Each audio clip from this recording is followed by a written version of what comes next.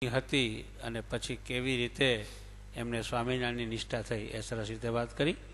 હવે પૂજ્ય ચતુર સ્વામી સહજાનંદ સ્વામી મહારાજની જય. સ્વામિનારાયણ ભગવાનની જય. આજની વિશેષ સભા એટલે પૂજ્ય સ્વામીના 66મી જન્મ જયંતિ પ્રસંગે આપણે સૌ ભેગા થયા છીએ. સ્વામીનો 66મો જન્મ દિવસ આમ તો 6 દૂન 12 થાય ને, અને 6 + 6 એટલે 12. એટલે 12 છે એ ટૂંકમાં ડઝન એક કહેવાય. એમ 1 ડઝનમાં 12 નંગ આવે. હવે 1 ડઝન એટલે પૂર્ણાંક કહેવાય. પહેલો જેના જીવનમાં પૂર્ણાંક મુકાઈ જાય એનું જીવન પૂરું થઈ ગયું કહેવાય. એટલે હવે હવના જીવનમાં વિચારવાનું છે કે આપણું જીવન, કારણ કે એકડા વગરના મીંડા ગમે એટલા હોય એની કિંમત કાંઈ નથી. એટલે આપણા જીવનમાં ભગવાન અને સંત રૂપી જો એક હોય તો બાકી તો બધું છે જ આપણી પાસે, કે નથી? છે ને બધાની પાસે બધી વસ્તુ છે આ લોકની, પણ આ લોકની વસ્તુ કોઈ કામની નથી. એને માટે જ આપણે અહીંયા ભેગા થાય છે. આ વસ્તુ સ્વામી આગળ જ કીધું કે સાબરમતીનો જેલી હારો એવો સંસાર.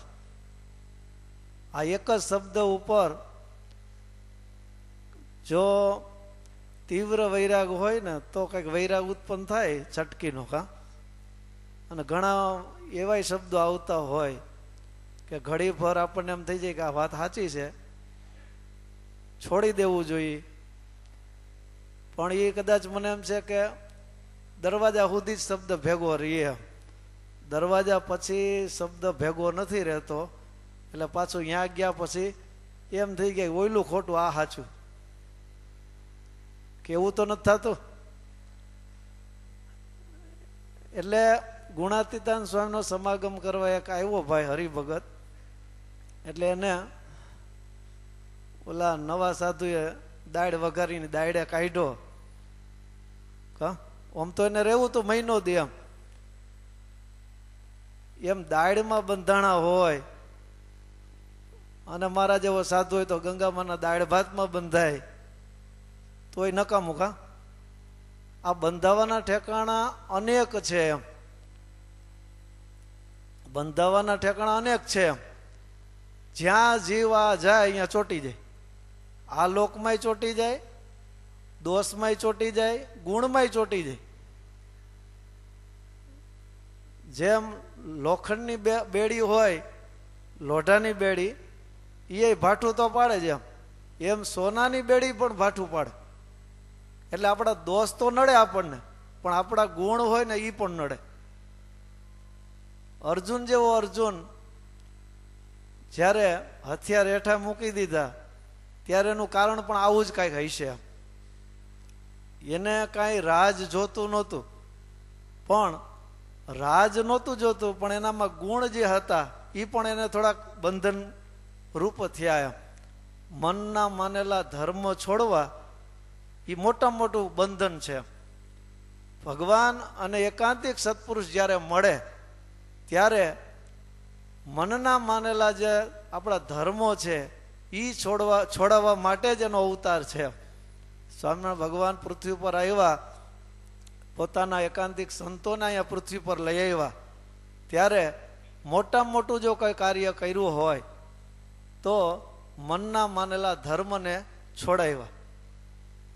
એ કામ સ્વામિનારાયણનું એમ. બીજા અવતારોએ ઘણા કાર્યો કર્યા, પણ સ્વામિનારાયણ ભગવાને જે કાર્ય કર્યું એવું કોઈ કાર્ય કર્યું નહીં. એટલે મનના જે માનેલા ધર્મો છે, પ્રકૃતિ છે, સ્વભાવ છે, એ બદલાવવા એ મોટામાં મોટું કાર્ય. અને એને માટે જ ભગવાન અને એકાંતિક સાધુ પૃથ્વી પર આવ્યા છે. તો એને રાજી કરવા હોય તો એને માટે આટલું જ કરવું પડે આપણે કે એને કઈ વસ્તુ ગમે છે ને કઈ નથી ગમતી. આપણને બધાને ખબર છે, મને ખબર છે, પણ છતાં આપણે કરી શકતા નથી. એનું કારણ શું છે? આપણી મનની માનેલી માન્યતા એ આપણને આડી આવે છે.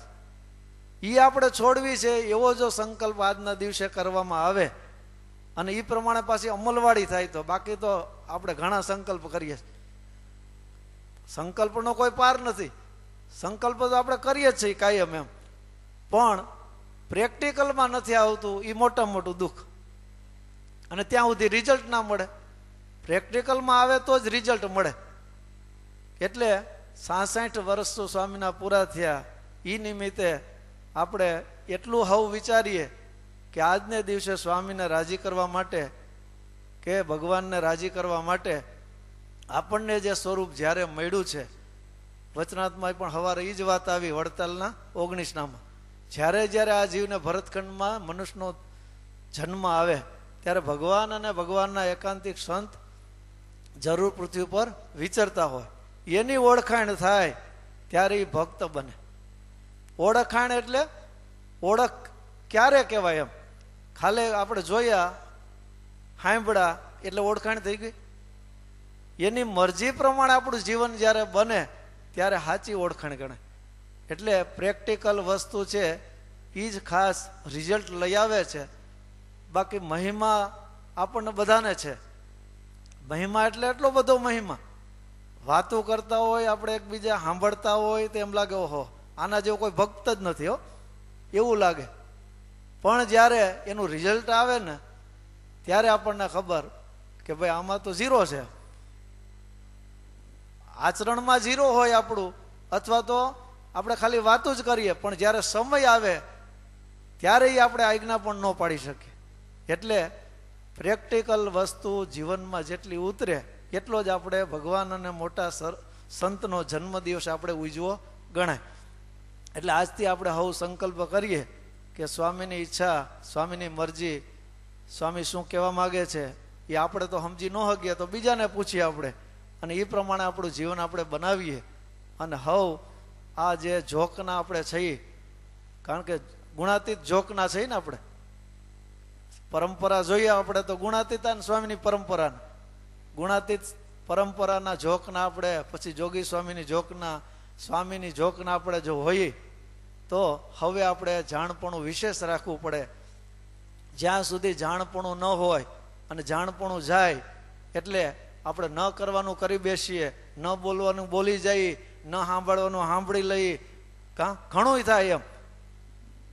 ન આગળ આવી જાય એટલે સમજી લેવાનું કે આમાં કંઈક ગડબડ છે એમ.